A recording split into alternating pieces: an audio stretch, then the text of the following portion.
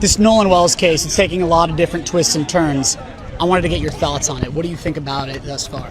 Well, the phone has been erased and the parents have had to ping it. There's been no clear investigation. I think it reeks of a cover-up, and so we want to get to the bottom of it. So I thank Attorney Crump for being involved. I thank Kaepernick family. I thank people that want to get to the justice. And now the truth is coming out slowly, but the truth is coming out. There is a pattern of deception and denial and cover-up. You think there's a cover-up? So who are you pointing the finger at? Well, I first start with the legal authorities. They should do a thorough investigation. That the phone was separated from the child. Body was returned to an alternate location. That the messages have been erased. That the family had to independently retrieve the phone. These are all things that the sheriff should have done.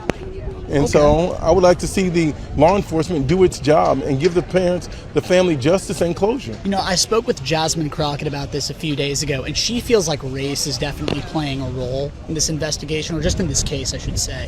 What do you think? Well, if you talk about 5 or 7 young white guys and one African-American child, they're out swimming, he ends up dead, and it seems to have been a bit of a scuffle or some altercation, I'm not quite sure.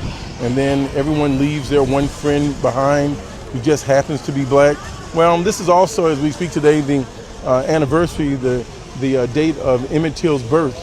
And so I come from Chicago, and that was a Mississippi case. So history is repeating itself again. History is repeating itself. So you're comparing the Nolan Wells case to the Emmett Till case? Well, I'm just saying that there's a similarity, that there's a chord, there's a melody that comes from injustice.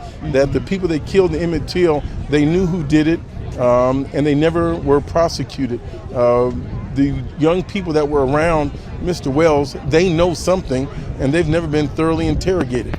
Well, it is an ongoing investigation. I mean, we still have some way to go. How do you think this is all going to shake out? Well, I want the truth to come forward. I want the young people to say what they know. I see they're lawyered up. They're behind their family members that have judges. They've had days and weeks to corroborate stories. And so we need an independent investigation. The phones have been erased. The pictures have been deleted. The family had to independently retrieve the voice messages themselves. The state has not lifted a finger then or now with Emmett Till or with Wells to get to the murder of a young black child. Who does an independent investigation? You're saying the sheriff's department isn't enough. So then who handles it? Well, like we've seen before, this is where the federal judiciary is supposed to come in. But there's been feds. Oh, absolutely. Okay. I mean, it's a murder. This Mr. Wells had a right to be alive. He has a right to life, and that's been taken from him. So who did it? And if the local judiciary fails you, then this is where the federal government is supposed to supersede and intervene. So I would like to see a federal investigation.